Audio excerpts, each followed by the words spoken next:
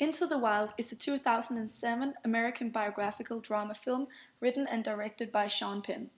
It is based on the travels of Christopher McCandless across America and his life spent in the Alaskan wilderness in the early 90s. Christopher's trip starts after he graduates from university as a top student. He abandons this life by leaving behind all his possessions and giving away the entirety of his saving account, $24,000. He does all this so he can go to Alaska because he wants to live in the wilderness. Along the way, Christopher encounters a series of characters that shape his life and his personality. Anti-materialism and anti-authorities are keywords in this film. We think the movie has the ability to make one think about how you are living your life and if it's making you happy the way you want it. Even though we still think that happiness should be shared between multiple people and loneliness doesn't bring you a meaningful life. Now we like to characterize Alex, also known as Christopher. Christopher is a clever, inspirational young man with a very adventurous and free-spirited mind.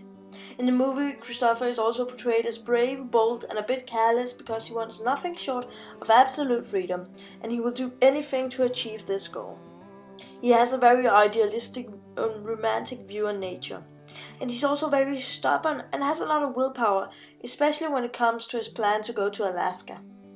We see this in a quote from his letter to Ron, where he says, "My friend Wayne wants me to stay at the grain elevator through May and then go combining with him this entire summer. But I have my soul set entirely on my Alaskan odyssey." He's therefore convinced that the unconventional lifestyle is the right one, and therefore that life is best lived alone, in nature, and he's therefore searching for the meaning of life in the wild. He calls himself Alexander Supertramp, which could be a symbol of this total commitment to his journey, because he's changing such a big thing of his personality and his appearance.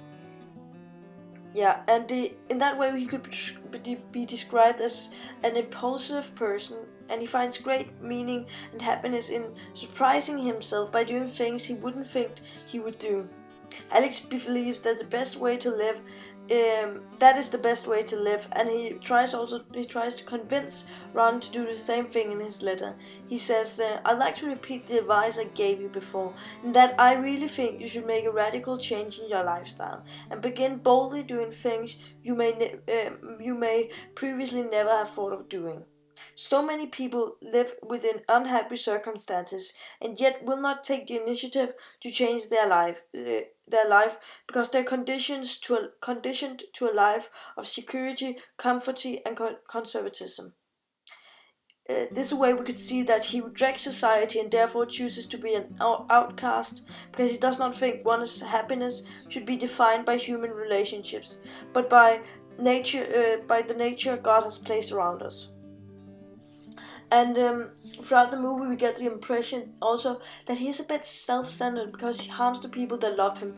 An example of this is that he never calls his sister, even though they had a really good relationship, because he has such a great focus on his plan, and he focuses on nothing else but this plan. And now to his motives for going into the wild. He wants to escape from the world and does not appreciate material things such as money, a new car, and so on. An example is where he refuses to accept a new car from his parents because he does not see anything wrong with his old car. Another reason for going into the wild is because he wants to get more out of his life by living the adventure and not relying on anybody or anything. And another motive for going into the wild is also because he is very angry with his parents, their lies, and the way they live their life as an unhappy married couple who focus too much on the material goods. One of the themes is materialism.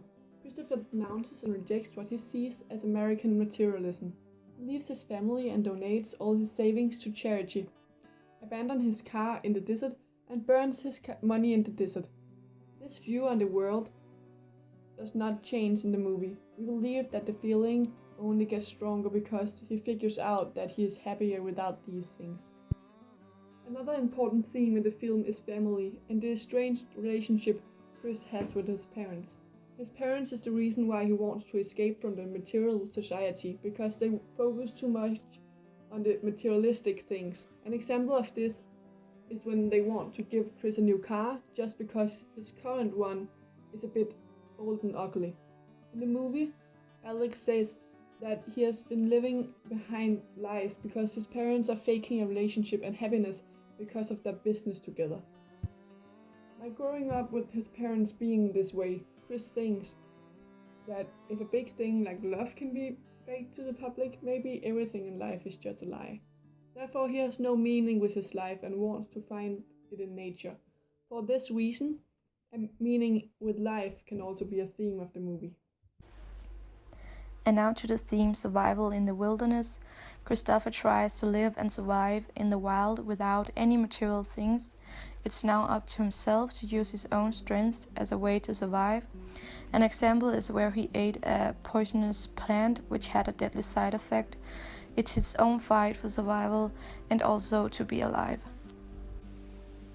And now to the last theme, isolation, because isolation is a central theme in the film Into the Wild, because Christopher isolates himself by going on a long adventurous journey alone with no material things, so he does not have a connection to anybody except the people he met on his journey.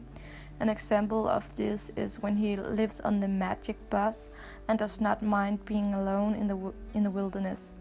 So yeah, he is isolated from society.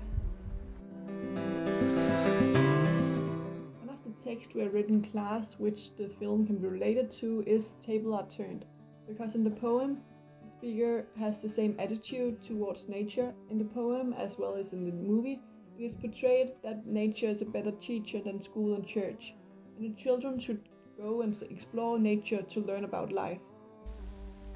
Also, the poem London by William Blake has a very negative attitude towards the city. An example is where he says, marks of weakness, marks of woe. This implicit expresses the same positive attitude towards nature as Christopher does in the film. In Nature in the City, Eric Hoffer argues that human doesn't belong in the nature, and you can say in some way that Alex tried to disprove this statement by living in the fresh air without nothing else but nature to help him. Therefore, you could say that there is a big contrast between these two texts and the film, of course.